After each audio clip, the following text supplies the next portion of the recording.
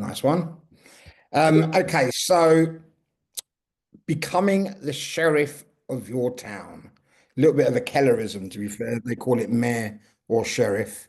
But it's definitely something that's really, really helped me in my business. And that shift of focus sort of happened quite early for me. Um, and actually, I'll tell you the little story as we go along. But it almost kind of became something that I couldn't not do. Um, and I'll talk about that. So I'm going to share my screen if I can. I've got no idea if I can. I'll give it a go.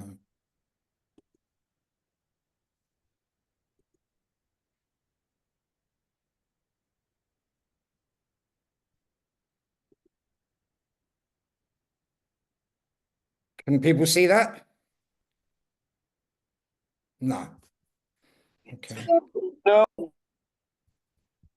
That's not a good start, is it? So look, open system settings. God. Don't do that. Bear with me, caller. Not just down the bottom of the screen, Pete, with Yeah, it share. just doesn't. No, For some just reason, doesn't it work. doesn't take it. Desktop. Let's go for that.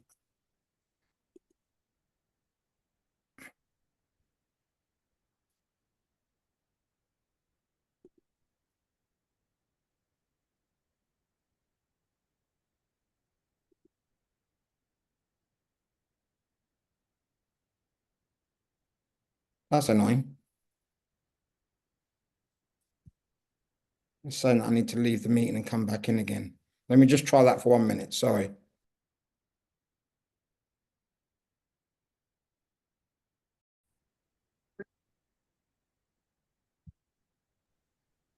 Okay, can people see that? Yep. Okay, Yes. good. Let me try and get rid of this bit. Open it up.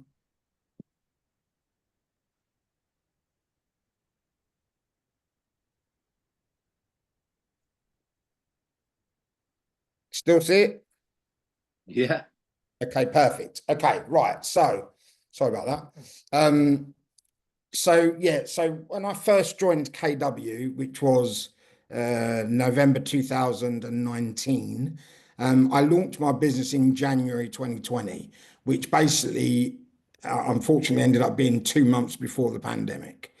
But what I did initially is I did all the KW learning, and obviously, like most of us, and if there's people that have just joined that are on this call, it is quite overwhelming to start with.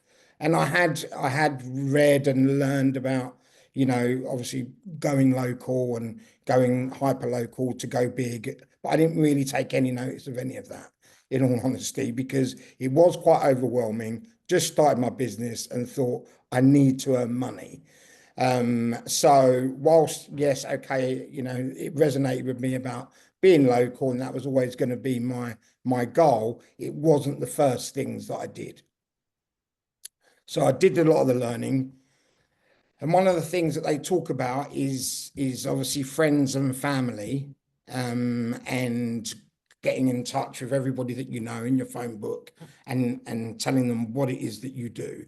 So it kind of worked out quite well the first couple of months because we weren't in lockdown. I was able to do a lot of that. And one of the major things that I did is organise with the help of my cousin Pete, who's now part of my team. We organised a family dinner with some of the cousins in January. My birthday's at the end of January, so it kind of fitted quite nicely. And yeah, we organised a family dinner, and it was successful, to be fair, in that, as you can see. So the guy top left I sold his mum's house in North London. The guy in the top right listed his neighbour's house and shop as well in Plaistow. I had no idea what I was doing with a shop, but I listed it. The guy below was the only person who actually lived in Brentwood, and I sold his house. And obviously my cousin Pete, who's now joined my team, and then the guy in the bottom left, I sold his dad's rental in Barking, and then referred 3 more properties of his to Rose in Romford that were all sold. Although Rose will hate me because he is the biggest nightmare in history. But so I did all the KW stuff at the start, and I thought, great. And then I spoke to more people in my phone book, and I was getting referrals for Cornwall, referrals for Birmingham. I even took on a small 6 unit development in Birmingham, because I just needed the low hanging fruit and I wanted to earn some money. But what I found was that with the low hanging fruit, I didn't have anything for anybody else moving forward. And so when someone would contact me about the development in Birmingham and say, what else do you have? The answer was nothing.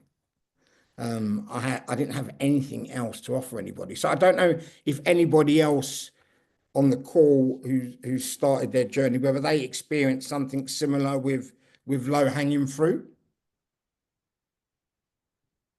I did, Pete, definitely. Yeah. Yeah, I mean, I took on a probate in Tunbridge Wells, which I thought, oh right, okay, I'll drive down there on a Sunday, do the viewings, and that was successful. Where it went under offer, then it fell through. Then I had to drive down there again. Then I had to go and meet the surveyor, and before you know it, I was back and forth to Tunbridge Wells 6 times in 6 months, and eventually sold it. And a friend of mine owned some properties down in coastal Kent.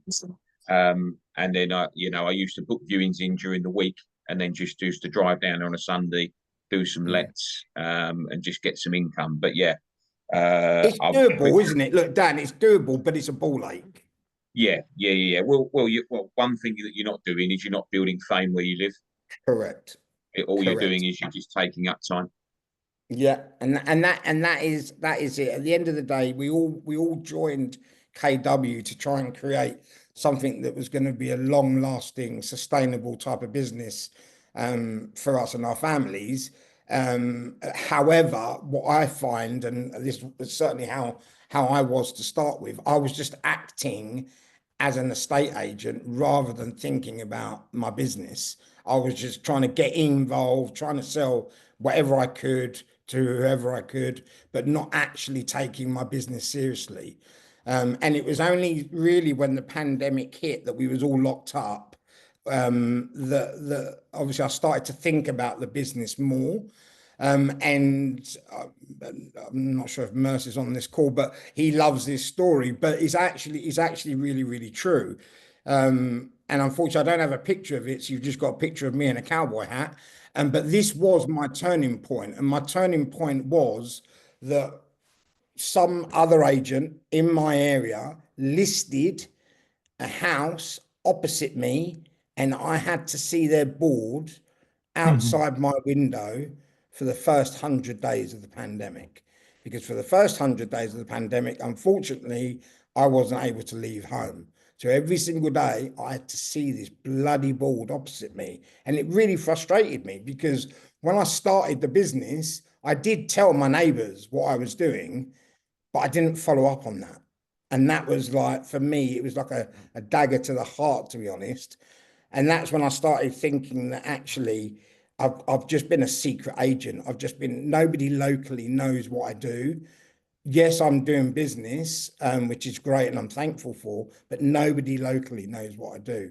And it did really hurt. And it was even more hurtful, the fact that I had to view that every single day, for the first 100 days whilst we was in lockdown. So that got me thinking, and I started asking questions. I contacted Mark, Mark, what's the best way for me to really get involved with the local community?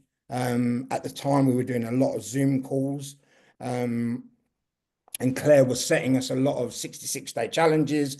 And one of them was, for me, was to proactively market to my local community via whatever platform we had at the time. I was using Home Search, and 20EA, and I was basically prospecting hard in my local area. Unfortunately, I couldn't go out, so I was having to send letters.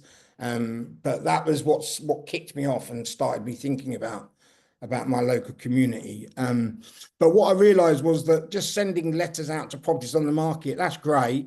But again, I'm trying to be a sniper in trying to just take bits and pieces here and there, but that's not really getting me known in my local community, apart from the people who are on the market I'm sending letters to. So I thought, right, it's about the community, and that's what KW talk about. They talk about being the mayor of your town, about really getting involved in the community. So I just I took some time and I looked at this strategically, and I know, okay, maybe that's not so authentic, and some people more natural in connecting with their community, but I did have to look at this strategically. So I looked at who were the players in Brentwood, who were the people, who were the shops that people loved, who were the retailers that people loved, what part of Brentwood did people love. I'm sure all of us in our own towns, we've all got favorite spots, little streets, or certain shops that attract certain following. The Chicken and Frog bookshop in the left-hand corner there, they have become instrumental to my business.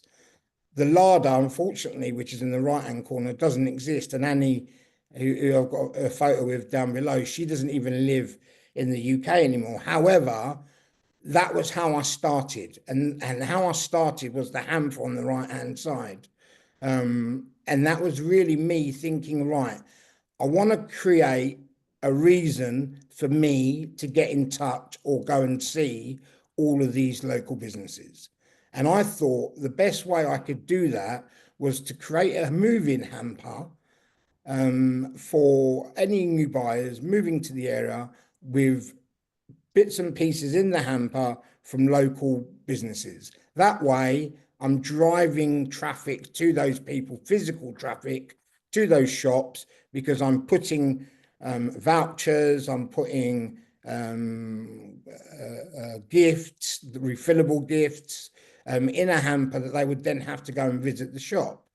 And I thought, if I was buying a house in Brentwood, I would love something like that if someone gave that to me on move-in day.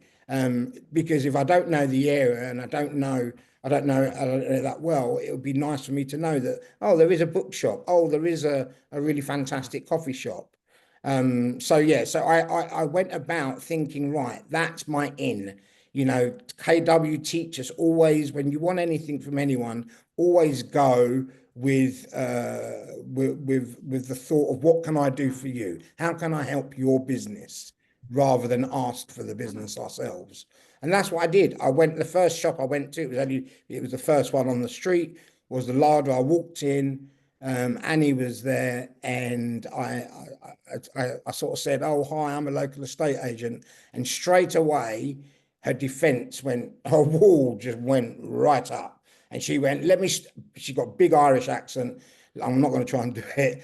She said, let me stop you there. I don't deal with any estate agents. She goes, I've had them all in this shop. I'm not interested, thanks. And I appreciate that, and that's brilliant. But Annie, I didn't know her name at the time, but I said, that isn't what I'm here for. I actually want to be here to see what I can do to help you and your business.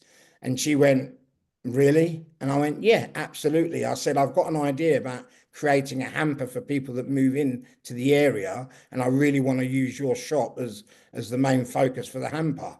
And that was it. She changed. The wall came down, big beaming smile.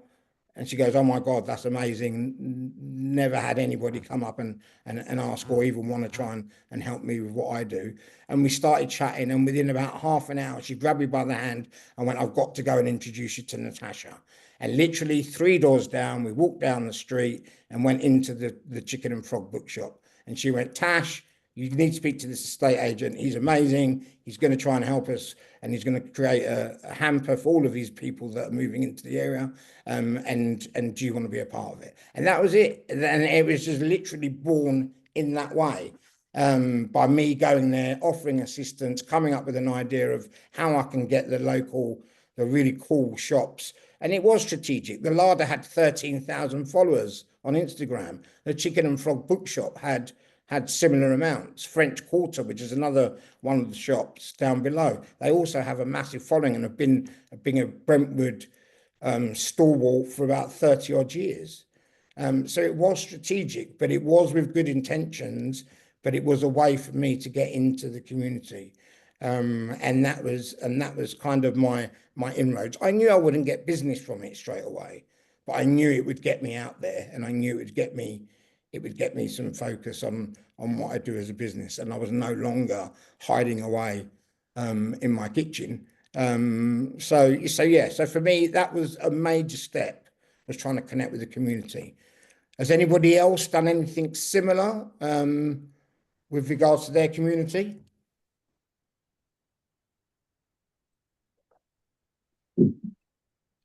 Whenever there's any community events by us, I'm always keen to try and sponsor some prizes or gifts or something like that, or pay for a banner, because a banner will cost 50 quid and it's up for a long time. Or like we did a Santa in the local village yesterday. Mm-hmm. And I just paid for all the kiddies' gifts, which again was about 50 quid. And you'd be surprised how some of the most effective and cost-effective advertising you can do to get your name out there is really cheap. You just got to go looking for it and I think the key word in a lot of different things is what you've already mentioned, sniper. Really just focus in and look for those opportunities, because they are there and they can be quite cheap. They can be. You're right, Anthony. I'll talk about that in a minute with regards to events, because you can just piggyback on the back of events, that have quite a big sort of publicity, but you're just doing something very small in that event. However, you're part of it. You are part of it. Has anybody approached local businesses with a similar sort of idea with regards to the hamper and giving people that are not known in your area the opportunity to maybe talk to people that you're talking to before they even move to the area? Pete, I've just started doing that with all the local businesses. I put them in the newsletter that I do. Okay. So that goes out once a month. If they're having specials at the pub or a quiz night, it goes in my newsletter to market what they're doing. Amazing. Dan, I know you do a lot of stuff with the schools.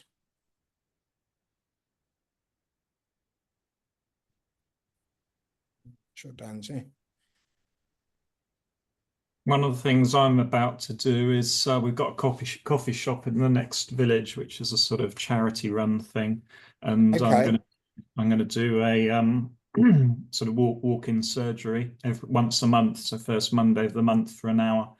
That's great.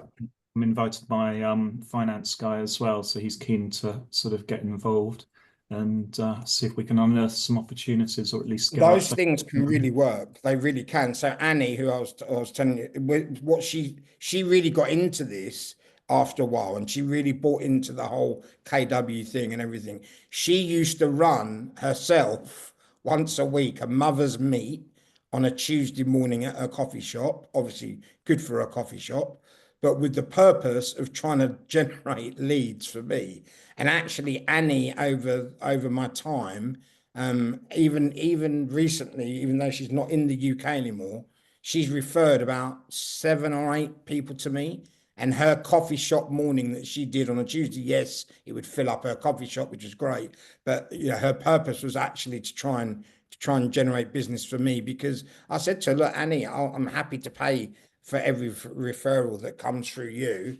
If you can warm them up a little bit, then amazing. So she really bought into it. And I think those things have to be on a really regular, consistent basis. Even if nobody turns up for the first one, or 1 or 2 people turn up, it has to take, it will develop over time. Her first coffee morning had about 3 people there. By the time she'd left, they used to use all the benches outside the coffee shop because there were so many people that used to come to that coffee morning. And I'd turn up every now and again, and she would introduce me and say, "Oh, this is Pete." Da, da, da. But it was a mother's meet, so it was a little bit difficult for me to keep turning up every single week. But it worked really well, and I think consistency is really, really the key on those regular events that you're putting on. Me and my mortgage broker tried to do similar, and it flopped because we weren't consistent with it. We just weren't consistent with it. But those things can definitely work, Simon. Right, so the next thing and so I started to think, right, okay, listen, that's brilliant. The 3 or 4 little shops in Brentwood, they're starting to know who I am. That's amazing. But really, I need to try and reach a bigger demographic. And I did along the way do the KW 8x8, which is, if anybody doesn't know what that is, where you pick a number of chimney pots. In my area, I picked 5,000 chimney pots, and you do something to those chimney pots every single week for 8 weeks, whether that's putting in a flyer through their letterbox, whether it's knocking on their door, whether it's sending out a newsletter, whether it's a card, a gift, whatever it may well be. I did do that, and that did help, I guess, in people maybe sort of knowing who I was. But obviously after 8 weeks, that dropped off a bit. But I did see, like, even when I walked down the high street, some people would smile at me, and I thought maybe that's because they recognized me from the 8x8. But I did start thinking I need more than that. I need something that's regular, that's at the heart of the community. And for me, football is a big thing. I'm really into my football, but I've worked with football clubs previously in my old job, in marketing, and sponsorship. And for me, I just thought Brentwood Town Football Club, whilst there's only 200-300 people maximum that turn up there every week, it's still 200 to 300 chimney pots that are in the local area. So yeah, I went and saw Brentwood Town Football Club, and they had an idea about, they were looking for a sponsor for their lounge. So yeah, we created the Keller Williams Lounge, and I sponsored that for a couple of years. And it was really good. It was, they hosted again, I piggybacked off what they wanted to do, but they hosted a monthly networking event for local businesses in the morning. And I would turn up. I'd do my little 2 minutes and have a little chat, and I met a few people, and yeah, got quite a few referrals from it, which was excellent. It definitely got my name out there. And it definitely got Keller Williams' name out there, to be fair, in our local area. So, for me, football clubs are the heart of most communities. Some big clubs, some small. I know people like London World Class, who are part of KW, they sponsor Wimbledon. Now, I can imagine sponsoring Wimbledon isn't cheap, but I'm sure they get a lot of benefits from it. But someone like Brentwood Town, non-league, very low down in the footballing tier, it wasn't that expensive, but it was much more of a community feel, with the same people turning up every single week when they were playing. So yeah, that was for me quite an important step in sort of in getting recognised and getting myself out there, amongst sort of people that, football fans build an affinity with their club, and they tend to, if they've got something that they need to do, and there's a commercial partner that is part of that club, they're more likely to maybe want to use them, or at least inquire with them, as opposed to somebody else. So yeah, the football club really worked well. Has anyone else done anything similar?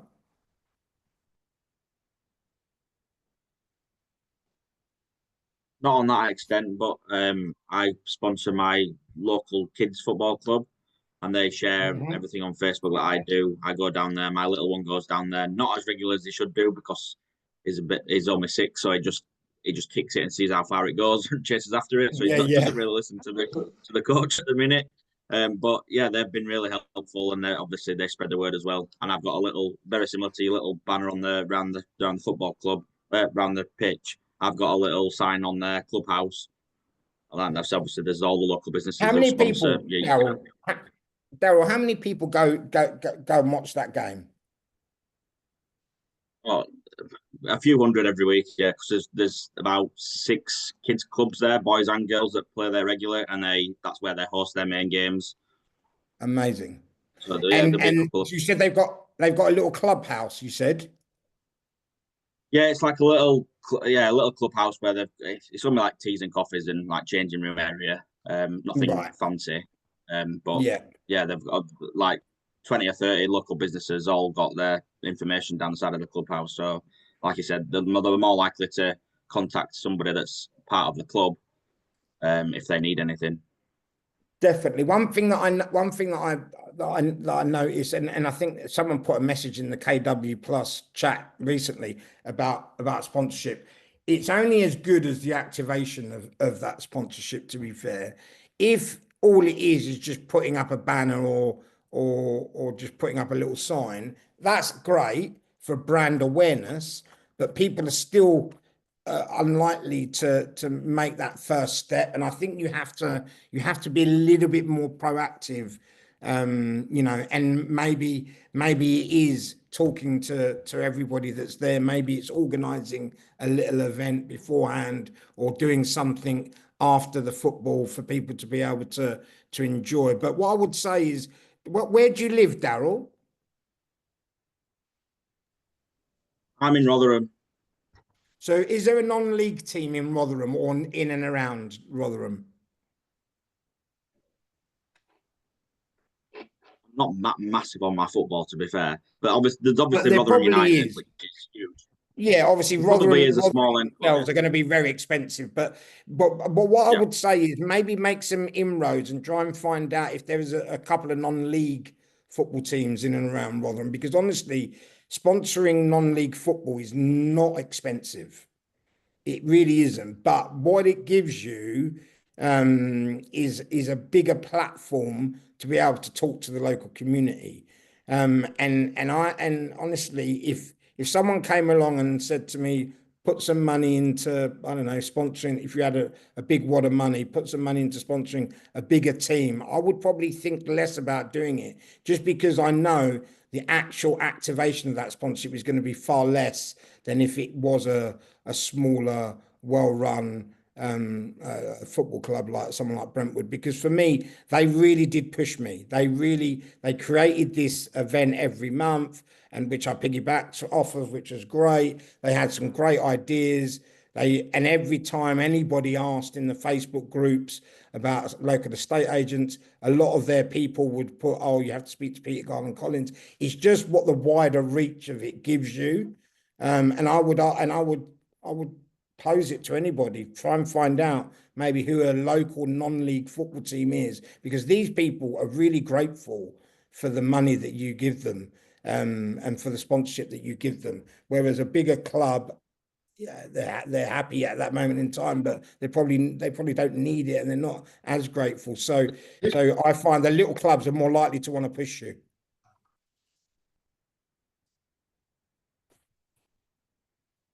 So the next bit for me was really letting the whole of Brentwood know that I was this was me. I've arrived. This is me. I'm alternative, and I thought the best way that I could do that would be to really get out there and create like a local video. I'm not going to play it to you because it's about 4.5 minutes long. And we don't have that much time on here, but if anybody wants, anyone wants a copy of the video, then do let me know. But I would urge anybody to do a video in their local area.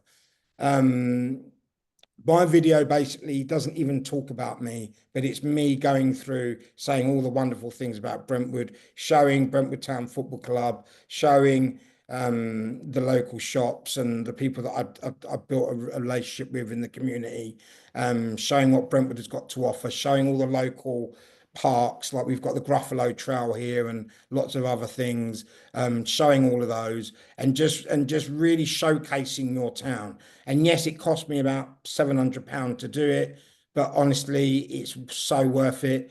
You really do get lots of footage that you can cut up into small bite-sized chunks and use on your socials. But people really do start buying into the whole community agent, because even a lot of the most of the high street agents won't create a video like that. So for me, it really was another big stepping stone towards me starting to be the mayor of my town. And I would urge anybody, it is an expense, but look at it as an investment. But it's one of the best things that I did. And like I said, if anybody wants to see what it was like, obviously I'm more than happy to send it to you so you guys can have a look, and if it's useful for you to maybe replicate, then amazing. So networking is key in your local area, definitely. So I was fortunate enough to have the Brentwood Town Football Club do their monthly event, which was great, but also creating your own little networking and joining. There's lots of different networking. There's loads of different levels, the BNIs, you know, all the way down to something that's a little bit less restrictive. But yeah, I mean, I would say if you're not networking in your area, then you really do need to get out there, because most of the people that go to these networking events are small business owners, same as us, and they're going to be more likely to want to help you because they're in the same boat. And you build friendships. You really do build really good friendships. The networking group in the bottom right-hand corner, we meet every 2 weeks for breakfast. It's really, really not formal at all. It's just a chat with mates. And if anybody's got a need, we refer to each other. But I would urge anybody who's not doing that to do local networking in your area, because for me again it's been very fruitful. And then Anthony touched on it. Local events. Listen, these things don't have to cost the earth. They really don't. I'm very lucky that the Chicken and Frog Bookshop have added me to the Crown Street WhatsApp group. They always ask me if I want to help, and they're one of the biggest contributors to our local community. So I'm very fortunate in that way that I can piggyback on the back of some of their events. But also, you know, the local schools, you know, sometimes those relationships can be difficult. But yeah, local schools is definitely a one to target. But maybe not such of the well-known schools. So like I sponsor Little Worley Primary School. It's not one of the best schools in the area, but they're really grateful, because the first thing the PTA said to me was, you know, we're not the well-known, and people forget about us, and you know, they go to the better schools with regards to sort of sponsoring and everything else. So we are really, really grateful for the assistance. And for me, I thought that was, you know, a really nice touch. But yeah, they don't have to cost a lot. Anthony said it. They really don't. You know, some of these I might spend 30, 40 quid in a couple of book tokens for competition winners. So they don't have to cost a lot, but you get a lot from it. And it feels good as well. It really does feel good when you're helping out at a local event. So I would say events and local competitions are really key to that success. Facebook groups, you know, I mean, they are the winner. And this year I've probably had 4 of my instructions have probably come from being recommended in the local Facebook groups.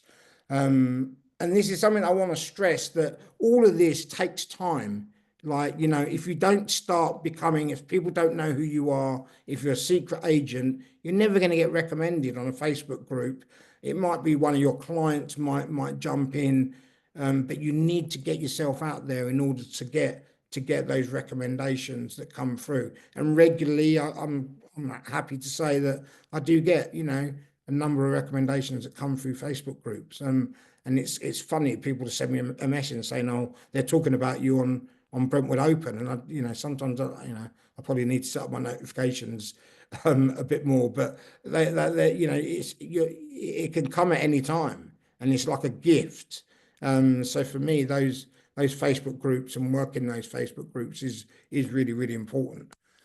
And then for me, the other thing I started thinking about, and this is probably the last thing that I'm going to talk about, is think about your demographic in your area. You could be doing Facebook, you could be doing social media, you could be doing events, but maybe not all your demographic is in line with any of that. You know, in Brentwood, a lot of the bigger houses are old people. You know, they're older people. They're people in 60 plus, 70 plus that have got the big houses. Those people are not regularly going on Facebook. They're not regularly attending events. They're not networking.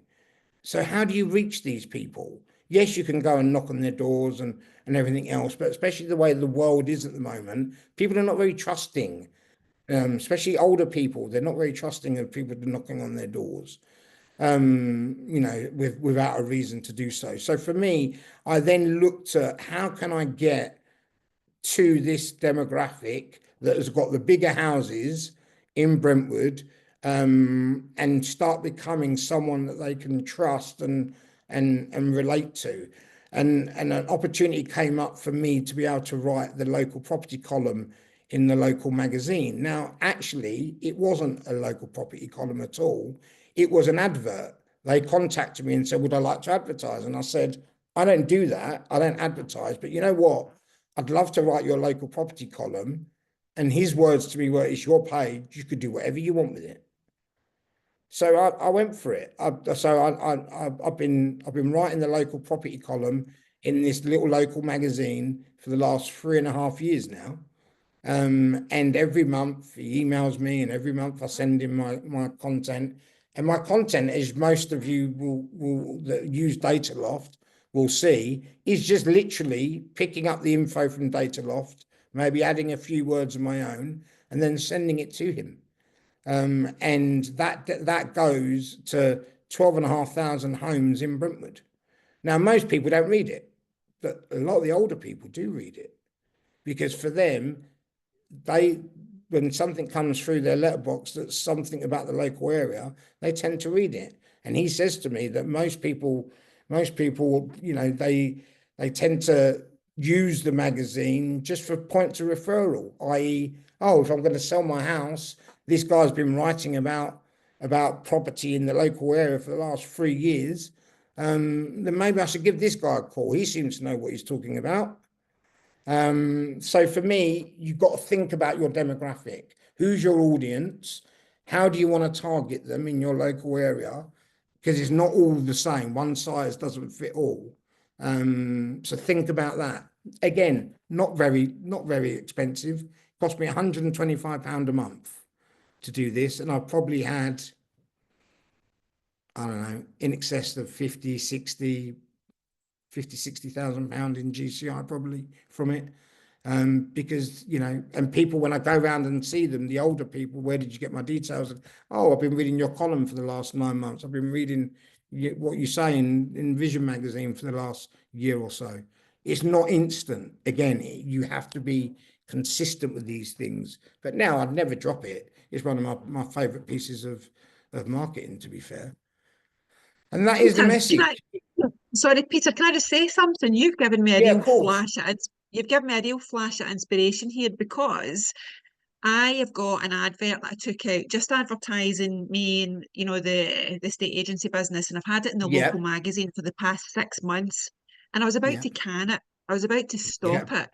But what you've just told me there, I'm just like, honestly, just turn it into a column, Nicola. Turn it into a column.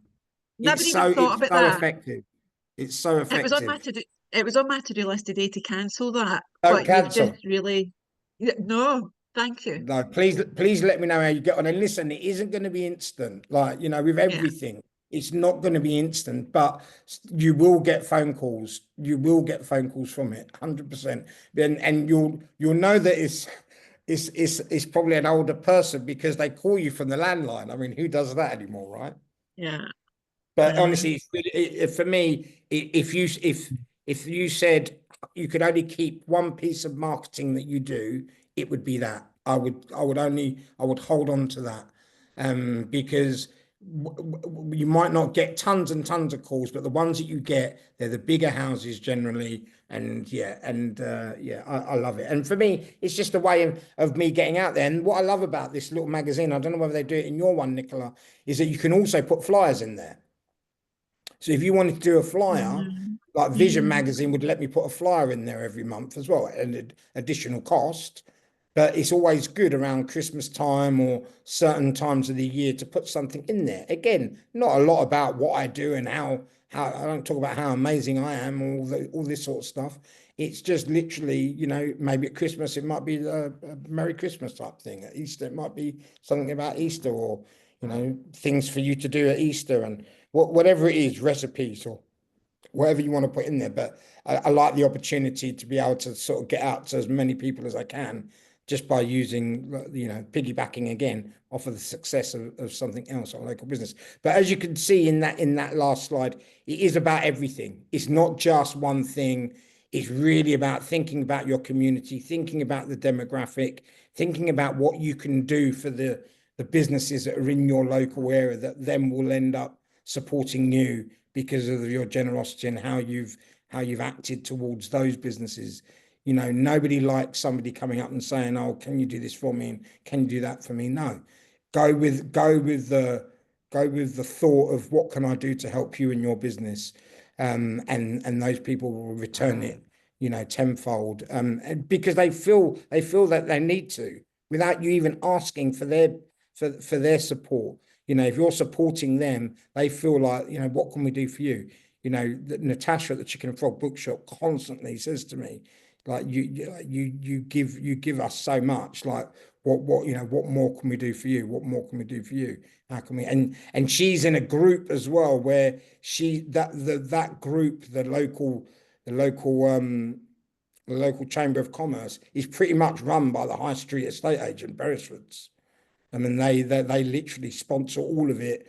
So she has to go behind their back to get me involved. But she'll do it because of the relationship that we've built. So, and it's more than one thing. Just always remember, it's not just, if you really want to get out there in your local community, you really want to start dominating that area. It is about being consistent. This year, people are going to hate me for saying this, especially if Claire's listening. Close your ears. I've done zero prospecting. I've done zero prospecting this year. All of my business, I'm just so busy with recommendations and referrals that I've not, as awful as it is, and it needs to be something that I address, is that I haven't done any prospecting. It's all my business has come from all of this work that I've done within the local community over the last sort of 4 or 5 years. And like I said, it does take time. It's not an overnight success. It really isn't. But you do need to get started. You can't just hide away. If people don't know who you are, they're never going to call you. People will call your high street agents just because they know who they are.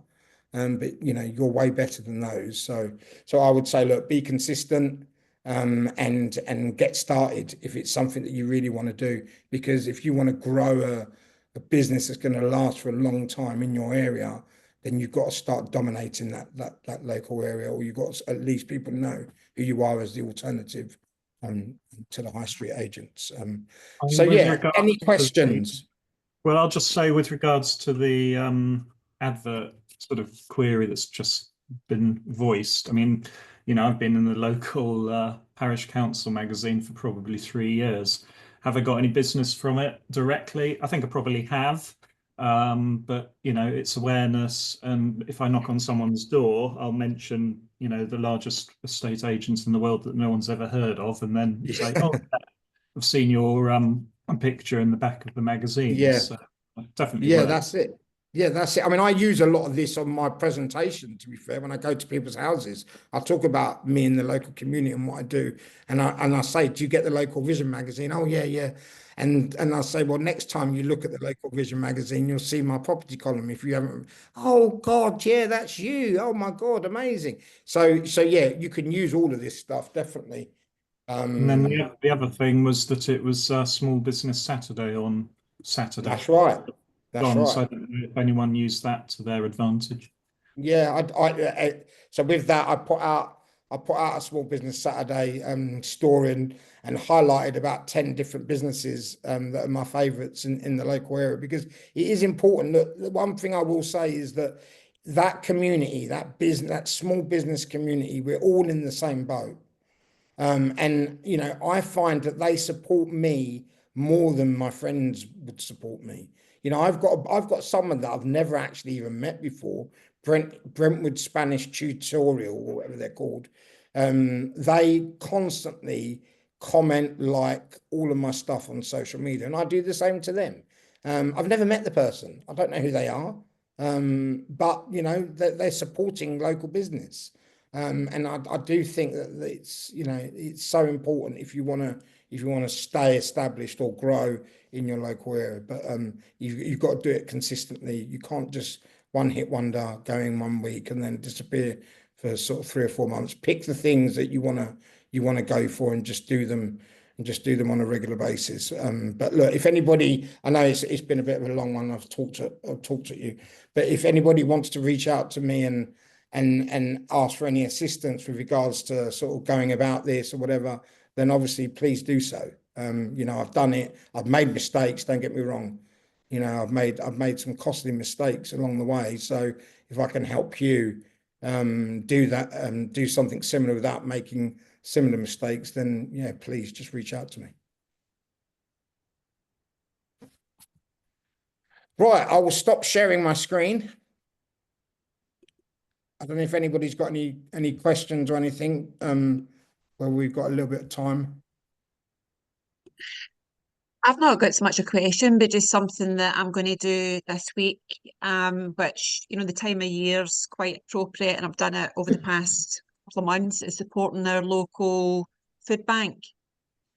And the local food bank's got a Facebook page, and they'll take a picture of the stuff that I've donated, and thank, you know, they put a thank out for the business on the local Facebook group. So that kind of builds a bit of trust in the local community. Yeah, definitely. What I will say is, look, whilst I said I've been quite strategic in my approach, I think you have to come across as authentic as well, though, because just being strategic is great, but you do need to come across. So doing those things are really, really important. And I think, you know, helping out a local food bank, I'm sure you're doing it because of the fact that you want to help, and you have to have that inside you. You have to want to help people, because it's very difficult to fake it. So for me, you know, whilst you can be strategic, I think you have to be authentic. I'm going to share. I do the drop-in centre, but we've had nobody really come over. So I'm going to use do a coffee morning, like you say, to get people in and fund that. That'll work. I'm going to try that this week. Honestly, that coffee morning thing is, and again, it takes time. When Annie started doing it, I mean, obviously it was her coffee shop, but when she started doing it, she only had 2 or 3 people that turn up, to be fair. But then after the word got round, she'd had, I think at one point she had about 45, 50 people there. And I was just like, Annie, and she's just like, because they come, they enjoy it, they have a coffee, we have a chat. And every now and again I'll throw in, by the way, I know a really good agent.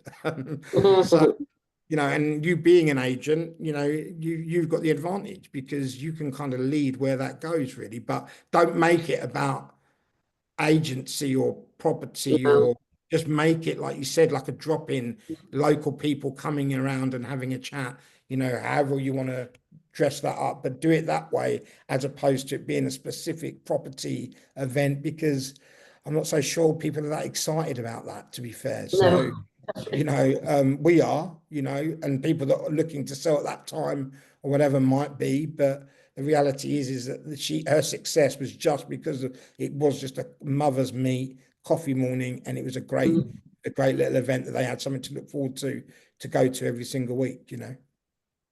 Brilliant, thank you. I love the Anybody idea. else before I love and leave you, Rose? Yeah, I love the idea of the adding local business stuff to your hamper. 100%, Rose. That is really good idea. Honestly, Rose, people to do that. It's so easy to do the chicken. So I do my rounds. The other thing I was going to say is that you have to be seen in your community as well. So wherever you live, whatever little area that you pick, maybe once a week, make sure that you're seen in that area, walking up and down the high street, sitting in a coffee shop with your laptop and your stickers. You have to be seen, because people need to see a They need to see a physical person. But what I would say is I do my round rows. I go to the Chicken and Frog bookshop. I get 2 book tokens, £10 each, into the hamper. I go to French Quarter. I buy a little candle burner, which is in the shape of a house. That goes in. They put their little card in. This is who we are. We're French Quarter. I go to the coffee shop.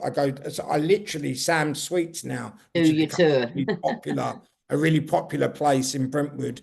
I go and get a little packet of sweets, £3, put that in the hamper. Sam's Sweets, he puts his card in. You're letting, because you'll remember, and especially certain areas, people don't know, they might be moving to Brentwood, but they might not know Brentwood. They might, they may have never been here. Same where I am. People coming into Harold Hill, Harold Wood from London, they ain't got a clue. If they did, they wouldn't come here. Yeah. And I tell you, if you can find those little refill shops, they're the best, because the refill shops, they've got don't want big chains, small stuff.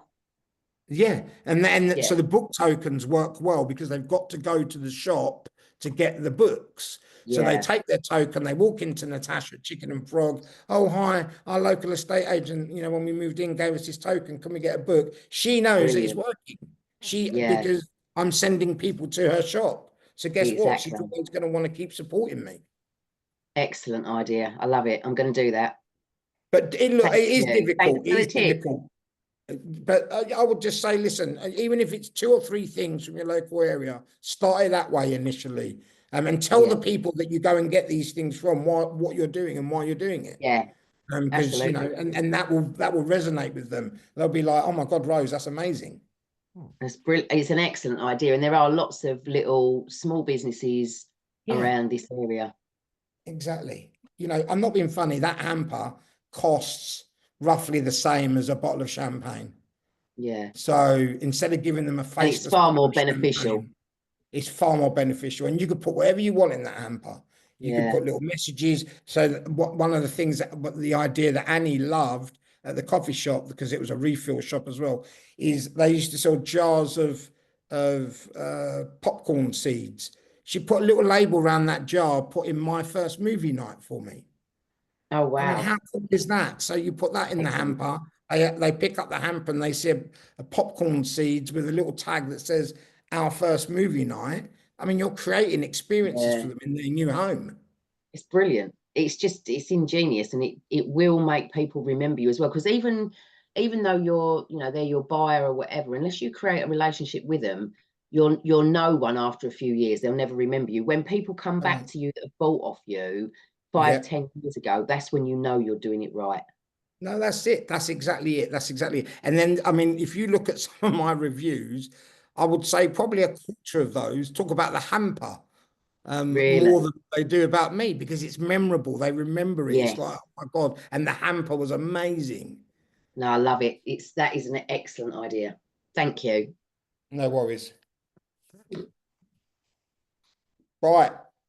If nobody's got anything more, then I will jump off. But like I said, if you want any assistance with this, reach out to me. If you want to see that video that I created, also reach out to me. I'm more than happy to send you that if that helps you and gives you an idea of what you can do. I think you people want that video, so it might just be worth posting it in the KW. No worries, I'll do that. Thanks, Pete. Cheers. All right, Dan. Thanks, Peter. Have a great day, everyone. Thank you. Have a good day. Bye. Bye.